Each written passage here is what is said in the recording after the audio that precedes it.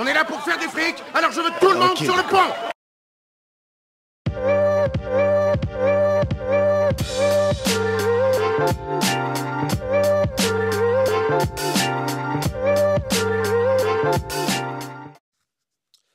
Et bonjour à tous et bienvenue sur la chaîne de l'examen de crypto. Nous sommes le vendredi 14 mars 2025, 7h25.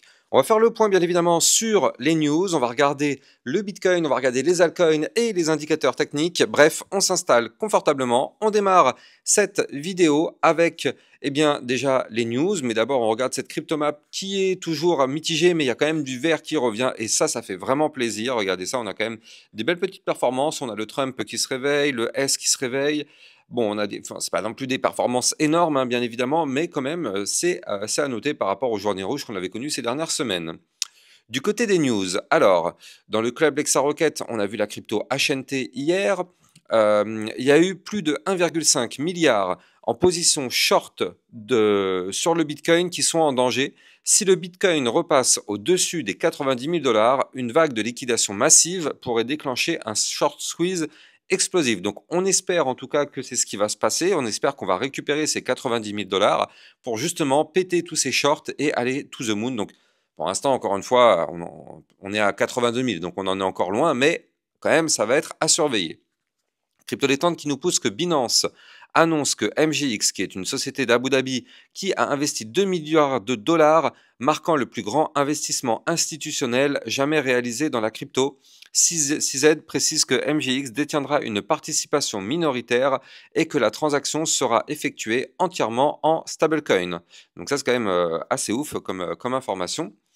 L'avocat argentin, donc Gregorio Dalbon, a officiellement demandé à Interpol d'émettre une notice rouge contre Hayden Davis, impliqué dans l'effondrement de Libra. Souvenez-vous, il y avait eu, il y a quelques mois, je crois que c'était il y a un mois ou un truc comme ça, il y a eu sur le profil X du président argentin, justement le fait qu'il y avait eu un token, donc le fameux Libra qui avait été mis en avant, et quelques heures après, en fait, le token a connu une chute massive. En fait, c'était un énorme pump and dump. Et donc du coup, cet avocat accuse Hayden Davis d'avoir joué un rôle dans le scandale qui a causé les pertes massives aux investisseurs. Donc ça, c'est ce que je dis, hein, le fameux pump and dump. Si Interpol accepte, Davis pourrait être arrêté dans l'un des 195 pays membres. Donc hier, on avait quand même, non, ça c'était le 12. Le 12, on avait quand même des sorties massives du côté des ETF. Regardez, moins 371 millions du côté du Bitcoin, moins 26 millions du côté de l'Ethereum. Dans le club LexaRocket, on avait vu la crypto-monnaie Algo. Jack Mallers, qui est le PDG de Strike, affirme que la réserve stratégique de Bitcoin des États-Unis est un, entre guillemets, moment charnière et marquera un tournant majeur dans l'histoire économique américaine. Alors, ça, c'est quand même assez choc quand même comme parole. De toute façon, on sait que cette histoire de réserve stratégique, c'est quand même quelque chose de méga important, même si à l'heure qu'il est, on ne voit pas les impacts sur le cours, c'est vrai, ça on ne voit pas les impacts, mais ça c'est clair et net que c'est sur la durée que ça va avoir des impacts, parce que dites-vous bien que la plus grande nation actuellement qui valide une réserve stratégique en Bitcoin, il y a sûrement d'autres nations qui vont suivre ça, donc c'est quand même un message très très fort, c'est quand même les USA quoi. La SEC valide les dépôts pour le staking des ETF spot de Fidelity et Franklin. Donc ça, c'est quand même une news assez forte du côté de Crypto Détente. En effet, jusqu'à présent, la SEC, elle était toujours anti-tout. Hein. Dès que ça parlait de crypto, la SEC, elle était anti-tout. Encore plus anti-Ethereum, anti-staking. Alors là, staking, c'était même pas la peine d'en parler. Et donc là, depuis le changement de gouvernement, effectivement, la SEC, elle a enfin fini par valider donc les dépôts pour le staking des ETF spot. C'est quand même, pardon. Elle valide les dépôts pour le staking des ETF spot Ethereum de Fidelity de Franklin. Donc ça, c'est quand même une très très bonne avancée, on va pas se mentir. Et surtout, il faut bien comprendre que cette news-là, mine de rien, c'est pas au final que Ethereum qui est impacté, mais potentiellement, ça va ouvrir la porte pour d'autres blockchains qui permettent aussi le staking. Par exemple, sur Solana, on sait que le Solana, on peut aussi faire du staking, vous le savez, hein, il y a plein de plateformes qui vous permettent de le faire. Et donc du coup, potentiellement, ça peut ouvrir aussi la porte à cette blockchain Solana. Si un jour, il y a un ETF Solana qui est validé, bah, on pourrait aussi par la suite avoir, pourquoi pas, un ETF pour le staking. Donc, c'est quand même une belle information. Toujours du côté de Crypto Détente, Circle qui renforce sa présence sur Solana en émettant 250 millions de dollars supplémentaires en USDC. Donc ça, c'est une expansion qui confirme la montée en puissance de Solana dans l'écosystème de stablecoin, parce que je rappelle que USDC, c'est sur Solana. Donc ça, on l'a vu tout à l'heure, hein, Franklin Templeton franchit une nouvelle étape en déposant une demande d'ETF spot XRP. Ah non, ça c'est pour le XRP. Une demande d'ETF spot XRP auprès du CBOE. Donc là, du coup, on le sait, hein, il y a déjà eu quelques entités qui ont permis de déposer déjà des ETF XRP en spot, hein, bien sûr. Pour l'instant, il n'y a pas encore eu d'approbation, du moins pas à ma connaissance, mais ça commence à faire plusieurs entités. Donc, à un moment donné, il y a quand même des chances que cet ETF XRP soit validé. On verra ça. De toute façon, c'est vrai que vu que maintenant la SEC, elle est devenue pro-crypto, elle est passée d'un statut complètement anti-crypto à un statut pro-crypto, il y a quand même des chances qu'un jour, la SEC valide l'ETF XRP. Alors, vous le savez, en fin de vidéo, du coup, il y a une musique qui passe maintenant. J'ai mis une musique par rapport à une musique crypto-monnaie. Et vous avez été nombreux à me demander c'est quoi la musique. Bah, elle est là, hein. Vous l'avez ici. Ça s'appelle Bounce Back de, comment il s'appelle l'auteur de Wakanda Vibes. Donc, effectivement, n'hésitez pas d'aller la regarder si vous aimez la musique. Franchement, c'est quand même super sympa. Dans le club Lexa Rocket, on avait vu la crypto Lei, c'était le 10 mars, donc c'était il y a 4 jours. Et donc regardez ce qui s'est passé depuis 4 jours. Cette crypto a pris plus 192%. Donc regardez, hein, là, elle a commencé à pousser depuis 3 jours. Mais nous, c'est le 10 mars qu'on avait vu cette crypto en disant qu'effectivement, elle pouvait se mettre à décoller. Donc là, encore une fois, énorme pépite dans le club Lexa Rocket. Ça, c'est vraiment du très lourd. J'espère d'ailleurs, franchement, j'espère hein, que ceux qui font partie du club, j'espère vraiment que vous avez réussi à vous gaver. Parce que là, pour le coup, grâce à ça, ça nous a permis de nous refaire de toutes les chutes qu'on a connues ces derniers temps sur les cryptos. Bah là, du coup, en l'espace de 2-3 jours sur le lay, on a récupéré quand même pas mal. Donc, j'espère vraiment que vous avez pris des gros profits. N'hésitez pas de me le dire en commentaire. Allez, on va démarrer la partie analyse technique, mais avant ça, bien évidemment, je rappelle à tout le monde que tout ce que je vais dire dans cette vidéo n'est en aucun cas un conseil financier, c'est à vous de faire vos propres recherches, et n'oubliez pas que le trading de crypto comporte des risques de pertes partielles ou majeures. On démarre directement avec la map de liquidité, donc qu'est-ce qu'on voit? On voit là directement 2 gros clusters. Alors, il y a un cluster qui commence à se mettre en place sous nos pieds, entre les 79 850 et les 77 800. Donc il y a quand même pas mal de liquidité dans cette zone-là. Et il y en a un autre qui est ici entre les 84 500 et les 86 000, ouais c'est ça, 86 000 dollars. Donc là, pour l'instant, on est au milieu de tout ça. On va regarder dans l'analyse technique quel serait le côté à aller chercher. Et aussi, donc il faut noter du côté du Fear and Greed Index. Donc là, du coup, on est toujours dans la peur, mais on est redescendu un petit peu. Hier, on était à 45, on était à 2 doigts de repasser dans la neutralité, mais au final, on est toujours dans la peur, on est à 27. Donc là, il suffit bien sûr que le Bitcoin dégringole un petit peu pour qu'on puisse passer dans l'extreme peur. L'extreme peur, c'est 25. Je rappelle encore une fois, hein, cet indicateur est vraiment hyper important. Il nous permet à chaque fois de détecter les tops de marché et les bottoms. Enfin, à chaque fois. Bon, pas vraiment à chaque fois, mais quand même la plus grande partie du temps. Donc, je rappelle que plus on est dans le rouge, plus en général, les investisseurs ont peur d'investir. Et donc, en général, on est quand même beaucoup plus proche d'un bottom. De toute façon, il faut toujours réfléchir à l'inverse du marché. Plus vous allez voir des chutes, plus les gens vont être énervés, plus les gens vont dire c'est bon, c'est nul la crypto, et plus en général, ce sont les meilleures opportunités. Et à contrario, plus on est dans le vert, plus les gens vont être euphoriques, plus les gens vont montrer leurs profits de tous les côtés, et en général, c'est à ce moment-là où c'est un signal de top. Et cet indicateur est parfait pour nous détecter tout ça. Bref, on va regarder du coup notre analyse technique du côté bien évidemment du Bitcoin et des altcoins. Alors du côté du Bitcoin, on est à 81 000 dollars, 81 900 pour être précis, donc ça c'est plutôt pas mal. Maintenant, il faut quand même noter, hier on a quand même perdu le support. Hein. Le support des 81 533 dollars, on l'a perdu, bon. On savait qu'on était en train de jouer avec le feu depuis 2-3 jours. Hein. Regardez, on avait gagné ce support le 11 mars. Le lendemain, on a fait le pullback. Le surlendemain, pareil. Et hier, malheureusement, on a perdu donc ce niveau clé de support. Mais c'est pas grave. On l'a perdu, mais on n'est pas non plus extrêmement bas. Et de toute façon, on a un autre niveau de support, comme je vous l'ai dit, à 79 669. Donc, au pire des cas, c'est ce qu'on va chercher et c'est ce qui s'est passé. De plus, qu'est-ce qu'on voit? On voit que là, on a quand même, quoi qu'il arrive, 3 niveaux de support. Donc là, les 81 533, mais lui, on l'a perdu. Les 79 669 et on aura aussi l'autre support ici à 77 980. Donc ça fait 3 supports à protéger. Si on n'arrive pas à protéger ces supports, bien sûr, la chute va continuer. Ça voudrait dire quoi? Ça veut dire que si ces supports viennent à lâcher, vous le savez, hein, la target, je vous le dis, mais je le répète, je l'ai déjà dit dans mes précédentes vidéos, mais la prochaine target, c'est les 71 900 $. Et je rappelle que ces 71 900 $, c'est pas une target anodine, c'était toute la phase de consolidation qu'on avait fait entre le mois de février 2024 et le mois de novembre, avant qu'on ait l'explosion et qu'on fasse le nouvel ATH. Et bien là, du coup, vous le voyez, on avait eu la cassure, mais à aucun moment on est revenu retester la cassure. Or, vous le savez, 95% du temps, le Bitcoin revient retester ses niveaux clés. Donc pour l'instant, on est au-dessus. Mais en tout cas, ce serait quand même pas du tout déconnant de revenir retester ces fameux 71 900 $. Donc c'est pour ça que je vous dis, tant qu'on est au-dessus des supports, ça va. Si les supports lâchent, ce serait la target à venir chercher. Et n'oublions pas qu'on est toujours pour le moment au-dessus de cette belle ligne de tendance haussière que vous voyez ici en bleu. On a fait quand même une tentative cette semaine de breaker. On a quand même été chercher les 76 000 cette semaine. Mais vous le voyez, pour l'instant, on est au-dessus de cette ligne de tendance haussière long terme. Donc du côté du Bitcoin, encore une fois, je le dis et je le répète, ne soyons pas inquiets. La configuration est et reste long terme complètement bullish. Vraiment, il y a toujours des personnes qui parlent de bear market, c'est bon, c'est le bear market, c'est la fin, rendez-vous dans 4 ans. Mais les amis, on est en bull run. On est en bull run. Je ne sais pas comment je peux le dire différemment.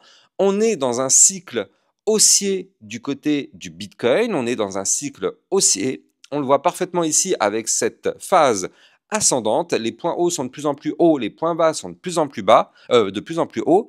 On n'a pas breaké les derniers points bas. Conclusion, nous sommes en marché haussier. On est bullish long terme sur le Bitcoin. Donc oui, depuis 2 mois, on chute, mais d'un point de vue long terme, on est bullish. Maintenant, on avait pu constater effectivement qu'on avait fait déjà ici, vous le voyez, un premier bottom. Pour l'instant, comme vous pouvez le voir, on est en train de faire un deuxième bottom qui n'est pas plus bas que le premier. Et ça, c'est encourageant. Tant qu'on ne break pas le support des 77 980, on a l'espoir de former ici un double bottom pour pourquoi pas se relancer. Donc là, pour l'instant, c'est pas validé. Hein. Pour valider ce pattern, il faudra qu'on break ici donc la résistance qui se trouve à 83 654 $. Donc on n'y est pas encore. Mais si on arrive à valider ça, alors le Bitcoin pourrait essayer de casser la dynamique baissière pour essayer d'aller rechercher la ligne de tendance baissière moyen terme qui est ici. Donc aujourd'hui, elle se trouve à combien cette ligne? Aujourd'hui, elle est à 91 138. Et je rappelle, si on veut déjà se sentir un peu plus en sécurité, il faut absolument réintégrer l'ancien range aux 92 500 $. Maintenant, on l'avait déjà quand même pas mal mentionné sur ma chaîne YouTube, mais depuis longtemps, on avait détecté cette belle divergence haussière du côté du Bitcoin. Vous le voyez, le RSI qui monte, le graphique qui descend. On a une belle divergence haussière. Pour l'instant, elle n'est pas validée, ce qui est tout à fait normal, parce que pour la valider, il faut qu'on récupère la ligne de tendance baissière et il faut qu'on récupère le bas de l'ancien range ici. Mais c'est pas grave, elle est là, elle est bel et bien là. Nous, ce qu'on voit, c'est qu'on a un ruban de moyenne mobile juste au-dessus de notre tête. Le ruban qui commence ici à 85 565 et qui continue jusqu'à la ligne de tendance baissière. Donc ça veut dire quoi? Ça veut dire que si on arrive à récupérer ce ruban, eh bien, on pourrait aller chercher la ligne de tendance baissière. Si on casse la ligne de tendance baissière, vous l'avez compris, ça veut dire qu'on repasse au-dessus du ruban de moyenne mobile. Et ça, c'est pour repartir en tendance haussière. Donc c'est vraiment le scénario qui serait idéal du côté du Bitcoin. Le seul petit bémol, c'est qu'on est vendredi. Vous le savez, en général, le samedi et le dimanche, il ne se passe rien. Donc si on ne fait rien aujourd'hui, bah, malheureusement, ce sera la semaine prochaine où on pourrait avoir effectivement un mouvement. Et d'ailleurs, il ne faut pas oublier d'en parler, c'est extrêmement important, mais la semaine prochaine, on va avoir la news justement que tout le monde attend, c'est-à-dire la news concernant la potentielle baisse des taux ou non, en tout cas les informations qui seront dites par Jérôme Powell concernant la décision de la Fed sur les taux d'intérêt. Regardez, ça y est, c'est écrit. Jusqu'à présent, ce n'était pas écrit, mais ça y est, là, c'est écrit officiellement. Le consensus ne s'attend pas à une baisse des taux. On ne s'attend pas à une baisse des taux. C'est écrit. Jusqu'à présent, ce n'était pas écrit. Là, ça y est, c'est officiel. On ne s'attend pas à une baisse des taux. Donc si jamais on a une baisse des taux, ça pourrait être complètement bullish, mais en tout cas, c'est pas prévu d'en avoir une, sauf s'il y a une surprise. Et bien sûr, on aura les projections économiques FOMC, donc ça, tout ça, le mercredi 19, c'est la journée que tout le monde attend. Donc on s'en approche à grands pas, et c'est pour ça que du côté du Bitcoin, pour l'instant, on est un peu en dents de scie, parce qu'on va encore galérer pas mal, je pense, jusqu'au 19 mars. Allez, on va en profiter maintenant pour jeter un coup d'œil du côté des altcoins. Alors, je rappelle, hein, mais bien sûr, vous pouvez me suivre sur Twitter pour recevoir toutes les news et toutes les actualités. Et si vous voulez recevoir des potentielles crypto-pépites qui peuvent exploser un peu comme ce qu'a fait la CryptoLay avec ce plus de 100%, ou bien recevoir des vidéos de suivi régulières par rapport à toutes les autres crypto-monnaies, n'hésitez pas, ça se passe dans le club LexaRocket, vous avez le lien en description de vidéo.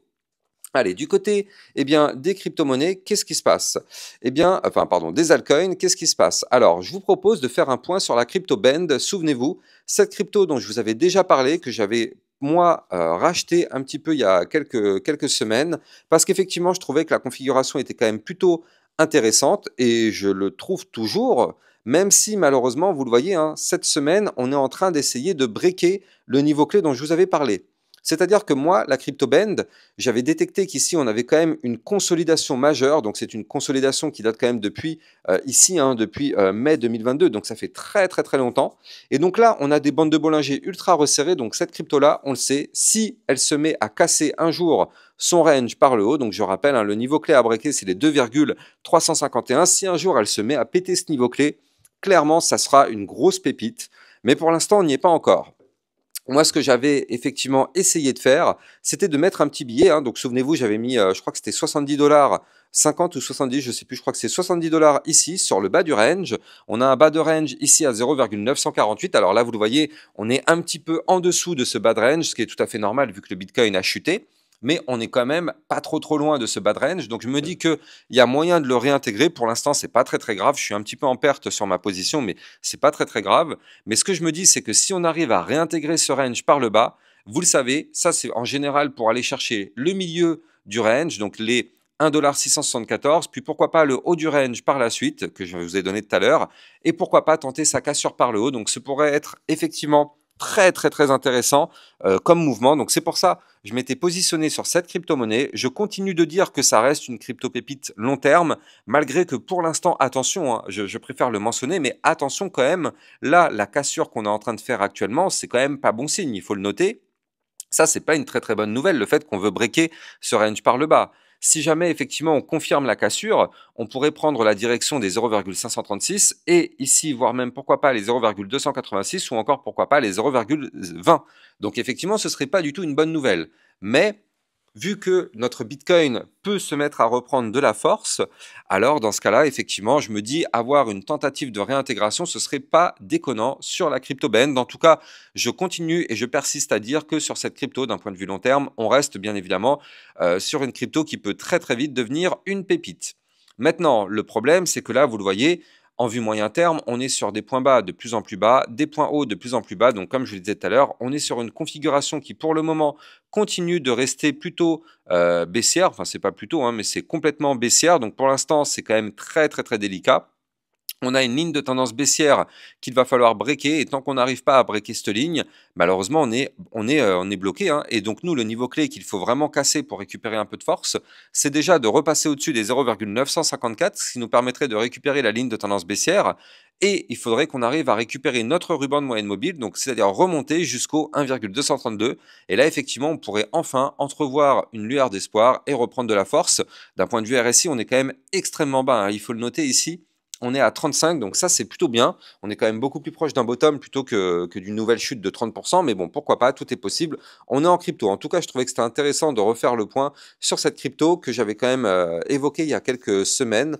Encore une fois, hein, je persiste vraiment, hein, je persiste. Cette crypto, je pense réellement que le jour où elle va se mettre à péter son range par le haut, ça risque d'être quelque chose, mais bon, pour l'instant, on n'y est pas encore, donc on va surveiller ça. En tout cas, je rappelle que si vous voulez trader toutes les crypto-monnaies, vous pouvez utiliser mon lien de parrainage Binance que vous avez en description de vidéo. Ça vous permet d'obtenir un bonus à vie sur vos frais de trading et surtout, ça vous permet de trader sur une plateforme enregistrée PSAN auprès de l'AMF. N'hésitez pas, le lien est en description de vidéo.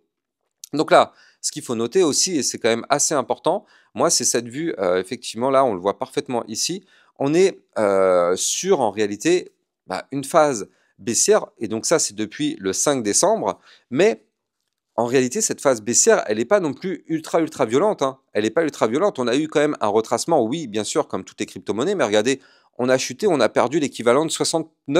Quand on voit que les autres cryptos ont perdu 75, 80, ça va. Je veux dire, ça va. Par rapport aux autres, on s'en tire pas trop mal. Mais bon, là, on est quand même sur des niveaux clés qui vont être effectivement stratégiques à récupérer. On n'est pas très loin de faire quelque chose d'intéressant, hein, mine de rien, on n'en est pas très loin, mais tout ça, ça dépend vraiment du Bitcoin et pas que du Bitcoin surtout. Ça dépend aussi de cette Bitcoin dominance. Je le rappelle, on a une Bitcoin dominance qui continue de pousser et donc cette Bitcoin dominance qui reste malheureusement trop élevée. Je rappelle que tant qu'on est aussi haut, actuellement on est à 61% de Bitcoin dominance, donc c'est-à-dire que 61% des liquidités vont sur le Bitcoin. Je ne sais pas si vous vous rendez compte, mais quand on compare toutes les crypto-monnaies qui existent, vous prenez le Bitcoin, il prend à lui tout seul 61%, clairement il ne reste pas grand-chose pour les altcoins. Donc tant que cette Bitcoin dominance reste aussi forte, on n'aura pas vraiment de mouvement important du côté des altcoins. Et on n'aura pas d'alt season comme ce que beaucoup sont en train de commencer à évoquer. Mais bon, la Bitcoin dominance reste archi élevée, donc c'est pas trop bon. Enfin, c'est pas le top, on va dire, pour les altcoins, en tout cas pour le moment. Sauf si cette Bitcoin dominance commence à s'effondrer. Et là, effectivement, on pourrait avoir des altcoins qui reprennent pas mal, mais on n'y est pas encore. En tout cas, si vous avez kiffé la vidéo, n'oubliez pas de liker, commenter, partager au maximum. Abonnez-vous à la chaîne YouTube, vous le savez, vous allez recevoir 1, 2 à 3 vidéos par jour concernant le Bitcoin et les altcoins. Moi, je vous souhaite une bonne journée. Je vous dis à plus tard pour une prochaine vidéo. Ciao, ciao. Bitcoin, Ethereum, you know the drill. Lost it all but came back with the skill. I lost it all but now I'm back. Crypto millionaire, that's a fact. Diamond hands through the crash. Now my wallet's looking stacked.